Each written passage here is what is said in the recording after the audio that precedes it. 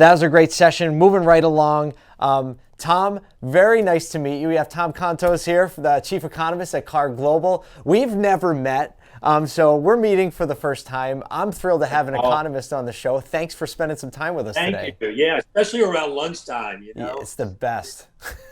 Economists are the ones that always say there's no free lunch, and it's the dismal science. So I apologize for all of that in advance. I'll try to make it interesting just the same. Well, let's talk about it. We have a national audience, so it's not lunchtime for everybody.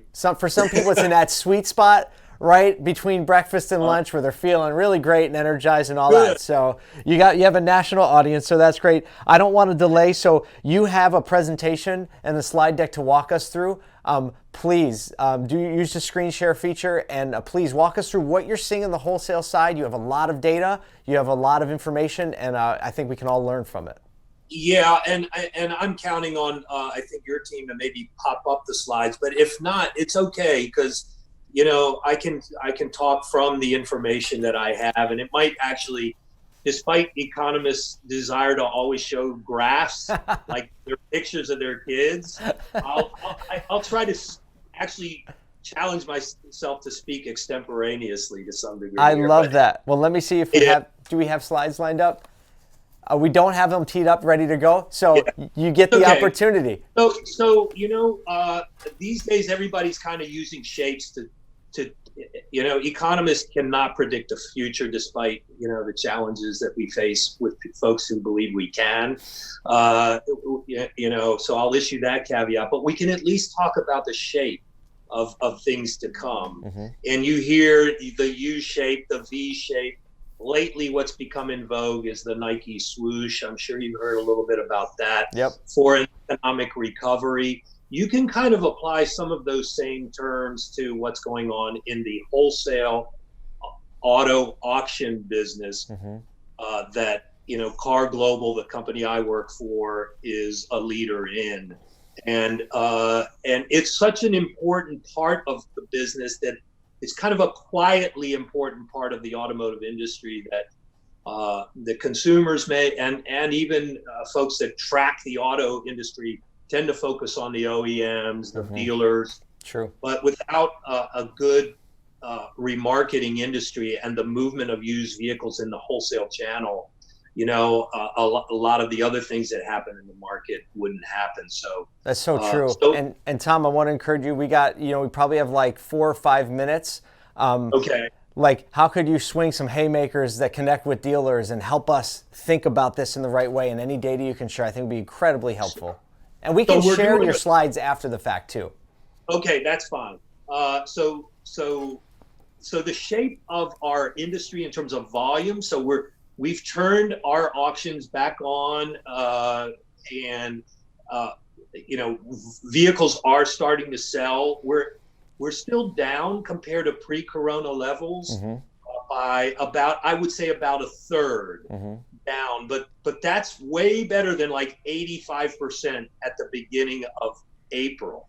So the industry's back on. We're in what we call a simulcast only environment, where dealers are purchasing cars remotely to being at the physical auction. And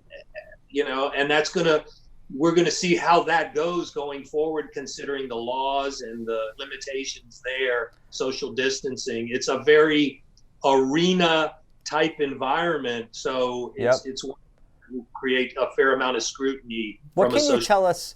I'm sorry to interrupt. What can you tell us about the supply side, and what do you think that's going to do for pricing pressure? Like, kind of looking over the horizon a little bit. Okay, great question. So supply wise, we are not moving the vehicles through the pipeline to the same degree. If you're down by a third, plus we've had to ramp back up. So there's a buildup that just happens from the fact that we haven't been selling. And that inventory overhang will kind of put downward pressure on used car values, and has already. We've seen an improvement to that in the last few weeks, but we may get a bit of a W shape here in terms of wholesale values, a little bit of an improvement in recent weeks, that as more off-lease cars where consumers have been given a 2-month extension to their leases during all this. Then they have to turn those cars in, and rightly so, because we want those people to go in and buy a new car if possible. So those lease terminations will hit the auctions in the next, I would say, 60 days. Yep. So that's going to be another, that's why I call it a W. Absolutely. No, I think that really mimics something that Dale Pollak said on the last show. And I think that's a cogent warning to dealers, like, hey, like, that the flip up isn't going to be the final flip up. Like, we're going to go down a little bit again, and the prices are going to soften a little bit again as things happen. Is that what you're saying? Yes, and that's wholesale. Yes. So the wholesale prices. So for dealers, the great opportunity right now is retail prices haven't quite adjusted to the drop-offs in the wholesale prices. So I always like to say that means the dealers can generate a good gross profit. Yep.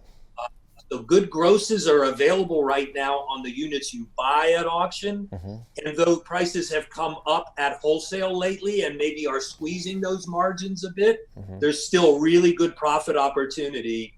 And, you know, what we're seeing from our own data is that dealers have kind of worked off a lot of their inventory of old used cars and are now bringing the cars they purchased at a discount from auction into their used car lots, and they can sell at a good gross. And then as consumers sort of get hip to the idea that there's a lot of used cars out there, it might be a little bit of a tougher sell, and you got to make some adjustments at retail to move that metal.